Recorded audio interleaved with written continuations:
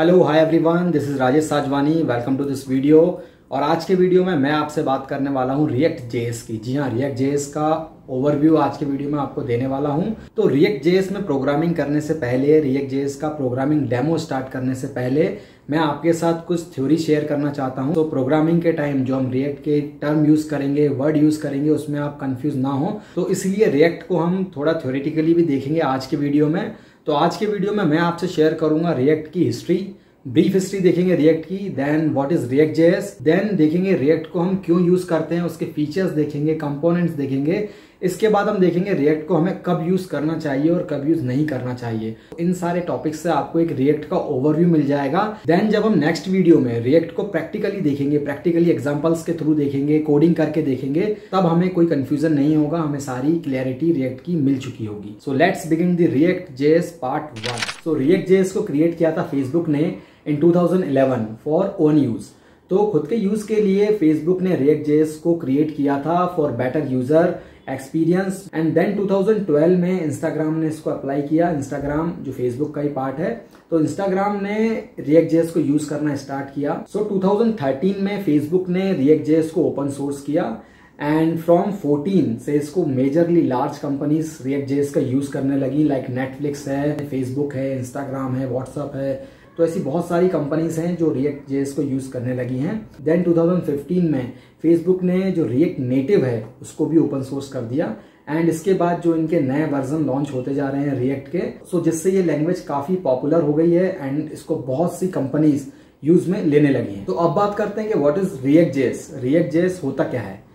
तो react JS actually एक library है और इसे आप फ्रेमवर्क के तौर पे भी देख सकते हैं। तो रिएक्ट जेएस एक जावास्क्रिप्ट की लाइब्रेरी है एंड फ्रेमवर्क है।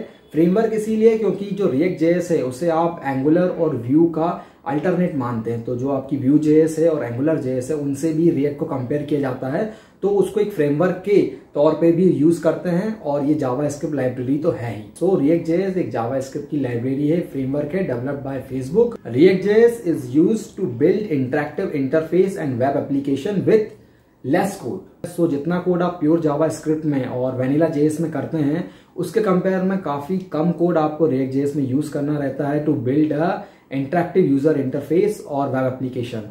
इसके लिए रिएक्ट जेएस का यूज होता है। बेसिकली जो रिएक्ट जेएस है वो सिंगल पेज एप्लीकेशन में यूज होती है। तो अगर आपको सिंगल पेज एप्लीकेशन नहीं पता है क्या होती है तो मैं आपको क्विकली बता देता हूँ। सिंगल पेज एप्लीकेशन एक ऐसी एप्लीकेशन होती है जो आपके पेज को रिराइट करती हैं, लोड करती हैं with new data and without reload the page. तो जो आपकी वेबसाइट है, वेब एप्लीकेशन है, वो डायनेमिकली रीराइट होगी न्यू डेटा से और आपका पेज रीलोड भी नहीं होगा। तो एग्जांपल के थ्रू, जैसे आपने जब आप यूट्यूब का यूज करते हैं या जीमेल का यूज करते हैं तो आप जितने भी टैब पे या नैव बार पे क्लिक करते हैं तो आपका पेज रीलोड नहीं होता है। सेम आपने यूट्यूब पर भी चेक किया होगा कि जब भी आप यूट्यूब पर आप चाहे प्लेलिस्ट में चले जाएं या वीडियोस में चले जाएं तो आपका जो ऊपर का यूआरएल है, जो आपका एंटायर पेज है, वो सेम रहता है, वो रीलोड नहीं होता है। तो जो पेज रीलोड नहीं होता है तो सिर्फ आपका कंटेंट चेंज होता है, आपका एंटायर पेज रीलोड नहीं होता, उसे सिंगल पेज एप्लीकेशन कहते हैं। तो रिएक्ट जेएस जो है वो आपको सिंगल पेज एप्लीकेशन बनाने में हेल्प करता है। तो जैसे नेटफ्लिक्स है, आपका गूगल मैप है, या जीमेल है, यूट्यूब है, ये सारी सिंगल पेज एप्लीकेशन है। इनमें आप कभी भी जो आपका एंटायर पेज है वो रीलोड होता हुआ नहीं देखेंगे। देन आप क्विकली बात कर लेते हैं रिएक्ट के फीचर्स की, रिएक्ट के ऐसे कोर प्रिंसिपल्स की, कोर फीचर्स की। सो जिसको जानने के बाद आपको पता चल जाएगा कि why we should use React JS. तो पहला फीचर है कंपोनेंट्स। तो कंपोनेंट्स क्या होता है? जो रिएक्ट जेएस है वो कंपोनेंट ड्रिवन है। कंपोनेंट्स में आपको बताऊं सिंपल टर्म में, कंपोनेंट्स क्या होता है? Components like a pure JavaScript function. या आपके कॉम्प्लेक्स लॉजिक को स्मॉल स्मॉल पार्ट में, स्मॉल स्मॉल कंपोनेंट में डिवाइड कर लेते हैं जो काफी मैनेजेबल और रीयूजेबल होते हैं। And we can use component as a function and classes.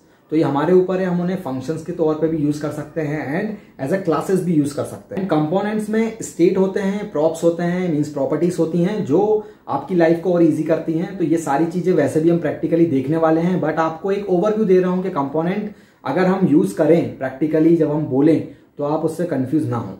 Second feature की बात करता हूं। सेकंड फीचर है, तो सेकंड फीचर है वर्चुअल डॉम। जी हाँ, वर्चुअल डॉम जो रिएक्ट का फीचर है वो हमें मजबूर करता है रिएक्ट यूज करने के लिए। वो रिएक्ट जेएस को रियली फास्ट बनाता है एंड जो आपका यूजर एक्सपीरियंस है वो बहुत ही बेटर करता है। तो वर्चुअल डॉम को समझने से पहले आपको डॉम को समझना पड़ेगा कि डॉम क्या होता है। तो सिंपल लैंग्वेज में डॉम क्या होता है, यह आपके यूआई के एलिमेंट्स को या आपके यूआई को एंटायर पेज को रिप्रेजेंट करता है एक स्ट्रक्चर फॉर्म में, एक ट्री स्ट्रक्चर में। तो DOM is a representation of your HTML elements which are present on your web page. तो जो भी आपके वेब पेज पे जितने भी एलिमेंट्स हैं, एंटायर यूआई का रिप्रेजेंटेशन डॉम करता है। So this tree like structure called document object model, DOM. तो यही डॉम है, ये रिप्रेजेंट करता है आपके वेब डॉक्यूमेंट को as a node and objects. अब बात करते हैं वर्चुअल डॉम की। तो आपने डॉम समझ लिया, वर्चुअल डॉम क्या होता है। वर्चुअल डॉम कॉपी होता है डॉम का। जी हाँ, virtual DOM is a light weight and copy of actual DOM. तो जो भी ऑब्जेक्ट आपको एक्चुअल डॉम में मिलेंगे वही ऑब्जेक्ट आपको वर्चुअल डॉम में मिलेंगे। तो जो बेनिफिट क्या है वर्चुअल डॉम यूज करने का, वर्चुअल डॉम यूज करने का बेनिफिट ये है कि जो आप मैनिपुलेट करते हैं, जो आप स्टेट है, चेंजेस है, मैनिपुलेट करते हैं, manipulation is slow in actual DOM. जो एक्चुअल डॉम है उसमें आपका मैनिपुलेशन स्लो है, आपकी एप्लीकेशन स्लो हो जाएगी, रिस्पॉन्सिव नहीं रहेगी, यूजर एक्सपीरियंस बेटर नहीं रहेगा।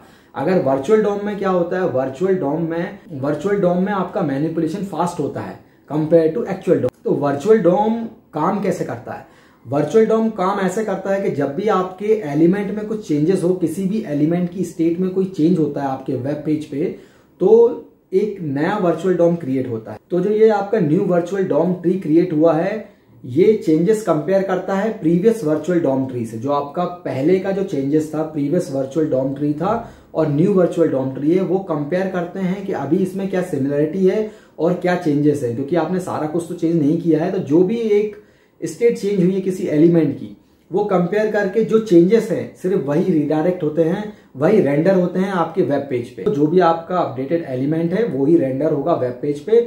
तो इसीलिए जो वर्चुअल डॉम है वो काफी फास्ट होता है, जो आपके चेंजेस हैं वो काफी फास्ट रिफ्लेक्ट होते हैं यूआई पर। जैसा कि आप नाम में भी देख रहे हैं रिएक्ट, तो रिएक्ट नाम ही इसीलिए है कि ये काफी क्विकली रिएक्ट करता है आपके किसी भी चेंज पर। तो जब हम प्रैक्टिकल करेंगे, डेमो में भी आपको दिखाऊंगा, तो ये रिएक्ट करता है क्विकली। तो अब बात करता हूं JSX की। तो JSX एक ऐसा फीचर है रिएक्ट का जो आपको अलाउ करता है राइट HTML इन रिएक्ट। तो आप रिएक्ट में भी HTML राइट कर सकते हो। सो JSX stand for JavaScript XML। सो जैसा कि आप स्क्रीन पर एग्जांपल देख रहे हैं, तो इसमें हम क्या कर रहे हैं, H1 टैग को हम रिएक्ट में लिख रहे हैं और हम इसे क्रिएट करवा रहे हैं। तो जो रिएक्ट है, रिएक्ट के केस में आप क्या करते हैं, जावास्क्रिप्ट और HTML you can write on a single page. तो ये फैसिलिटी आपको रिएक्ट प्रोवाइड करता है with the help of JSX। तो ऐसे आप जो अपना HTML है और जावास्क्रिप्ट है वो सेम फाइल में लिख सकते हैं, और जो भी आपके स्टेट चेंज होंगे वो तो क्विकली और इफिशिएंटली मैनर में जो आपका डॉम है, वर्चुअल डॉम है, वो हैंडल कर लेगा। तो last but not least feature की बात करता हूँ, रेंडर।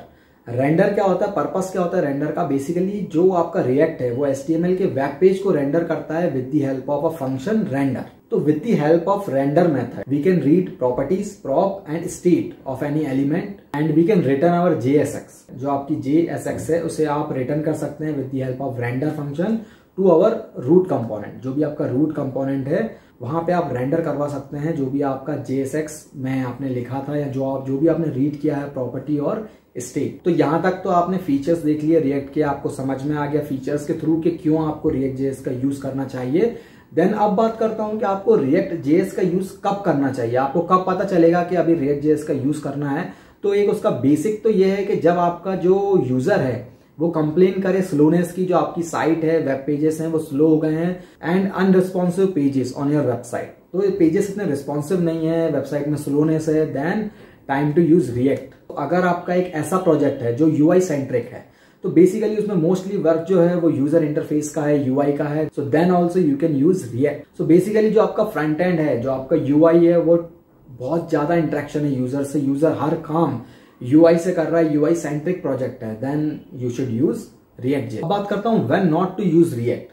तो रिएक्ट आपको यूज कब नहीं करनी चाहिए, क्योंकि नॉर्मली आपसे इंटरव्यू में भी पूछ सकते हैं, आप अगर एक लैंग्वेज की इतनी तारीफ कर देंगे कि रिएक्ट ही सब कुछ है या रिएक्ट से ही सब कुछ होना है, तो पूछ सकते हैं भाई ऐसा भी कोई पॉइंट है जब रिएक्ट JS को यूज नहीं करना है कि सारे प्रोजेक्ट में आप रिएक्ट को ही यूज कर दोगे। तो जी हाँ, ऐसे भी कुछ चीजें हैं जहां पे रिएक्ट JS यूज नहीं हो सकती है। तो सपोज अगर आपका प्रोजेक्ट एडमिन पैनल रिलेटेड है या complex admin panel related project है, तो वहां पे जो है ये रिएक्ट इतना ज्यादा आपको हेल्प नहीं करेगा, क्योंकि बैकएंड एक्टिविटी बहुत ज्यादा होती है। तो अगर आप बैकएंड रिलेटेड कोई फ्रेमवर्क यूज करते हैं इसमें, देन ये आपको थोड़ा रिएक्ट से इजी होगा। और सेकंड, अगर जो आपके रिसोर्सेस हैं, जो आपकी टीम है, वो जावास्क्रिप्ट से इतनी अवेयर नहीं है, या अगर आपका प्रोजेक्ट टेम्पलेट सेंट्रिक भी है, बहुत सारी टेम्पलेट्स के यूज हैं, मॉडर्न टेम्पलेट्स हैं, तो वो सारी चीजें फिर आपको एंगुलर में, व्यू में मिल सकती हैं, रिएक्ट में भी मिल सकती हैं। बट अगर उन्हें, जो आपके रिसोर्सेस हैं, टीम है, उनको जावास्क्रिप्ट का इतना नॉलेज नहीं है, वो उसमें जितने कॉन्फिडेंट नहीं है, तो आई थिंक वहां पे रिएक्ट का यूज करना आपके लिए थोड़ा सा मुश्किल हो सकता है। तो ये था एक overall view on react JS के रिएक्ट जेएस के फीचर्स क्या हैं, कंपोनेंट्स क्या हैं, काम कैसे करती है, और क्या उसका ओवरऑल सिनारियो है, क्या पिक्चर है। तो यहाँ पे आपको एटलीस्ट रिएक्ट का थ्योरी क्लियर हो गया है। तो नेक्स्ट वीडियो में हम बात करेंगे एक एग्जांपल की, एक डेमो की। डेमो देख के आपको बताऊंगा, थोड़ा हैंड्स ऑन एक्सपीरियंस लेंगे। तो डेमो देख के प्रैक्टिकली आपको चीजें दिखाने का ट्राई करूंगा। सो आज के वीडियो में इतना ही। That's it for today's video. Will meet soon in our next video, React JS part 2। Thank you for watching. Bye bye.